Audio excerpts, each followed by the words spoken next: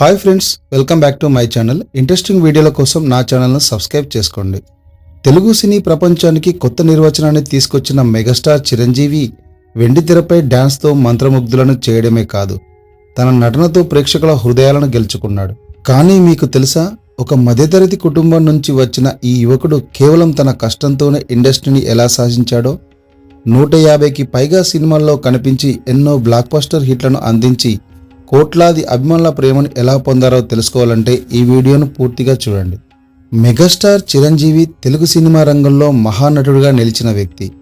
చిరంజీవి పేరు వినగానే ప్రేక్షకులకు తన అందమైన నటన, వినూత్నమైన డ్యాన్స్, సామాజిక సేవ గుర్తుకొస్తాయి. ఆయన వ్యక్తిగత జీవితంతోనే కాకుండా సినీ రంగంతో, రాజకీయాల్లో, సామాజిక సేవల్లో కూడా తన ప్రత్యేకతను చాటుకున్నారు. మెగాస్టార్ చిరంజీవి 1955 ఆగస్టు 22న ఆంధ్రప్రదేశ్లోని పశ్చిమ గోదావరి జిల్లాలోని మొగల్తూరులో జన్మించాడు. చిరంజీవి అసలు పేరు కొణిదెల శివశంకర వరప్రసాద్. తండ్రి కొణిదెల వెంకట్రావు పోలీస్ అధికారి కాగా, తల్లి అంజనాదేవి. చిన్నతనంలో తల్లిదండ్రుల మాటలను పాటిస్తూ మంచి వ్యక్తిగా ఎదిగేందుకు కృషి చేశాడు.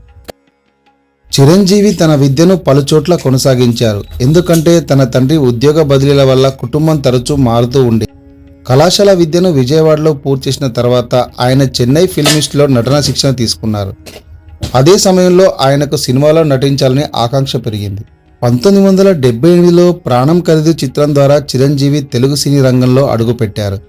ఆరంభంలో ఆయనకు చిన్న చిన్న పాత్రలు దక్కినా తన ప్రత్యేకమైన నటన శైలితో ప్రేక్షకుల మనసును గెలుచుకున్నారు. మన ఊరి పాండవులు వంటి చిత్రాలు ఆయన ప్రతిభకు నిదర్శనంగా నిలుస్తాయి. 1978లో పునాదిరాలు చిత్రం చిరంజీవి నటించిన మొదటి చిత్రం. కానీ ప్రాణం ఖరీదు ముందుగా విడుదల అయ్యింది. మొదటిసారి నిర్మాత జయకృష్ణ ద్వారా చిరంజీవికి ముట్టిన పారితోషికం 1116.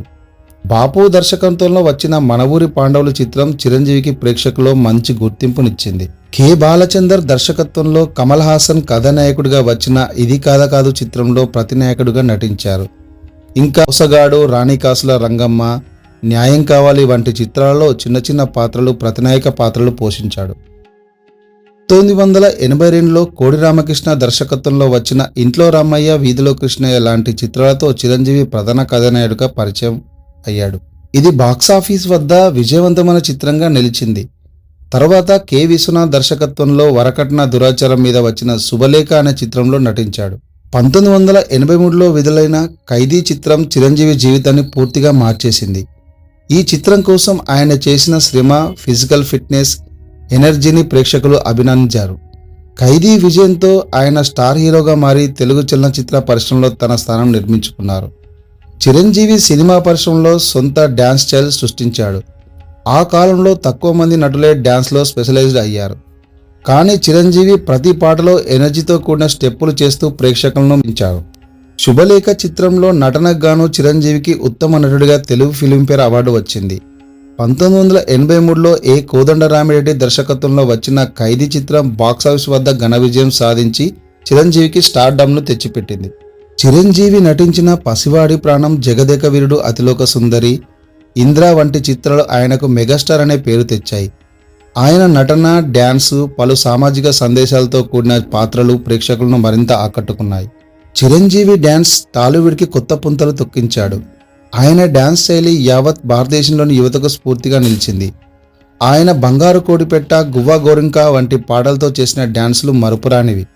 2008లో చిరంజీవి ప్రజారాజ్యం అనే రాజకీయ పార్టీని స్థాపించారు.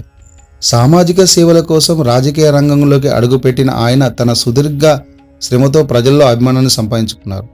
2012లో ఆయన పార్టీ భారతీయ జాతీయ కాంగ్రెస్లో విలీనమైంది. ఆపై కేంద్ర పర్యాటక మంత్రిగా పనిచేశారు. చిరంజీవి రక్తదానం సేవా సంస్థ ద్వారా అనేక మందికి సహాయం అందించారు. ఈ సంస్థ ద్వారా లక్షలాది మంది రక్తదానం చేయించుకున్నారు. అలాగే అనేక సామాజిక కార్యక్రమాలకు తన సహాయాన్ని అంకితం చేశారు. చిరంజీవి తన నటనకు గాను అనేక అవార్డులు అందుకున్నారు. రాష్ట్ర నంది పురస్కారం, ఫిల్మ్ఫేర్ అవార్డులు.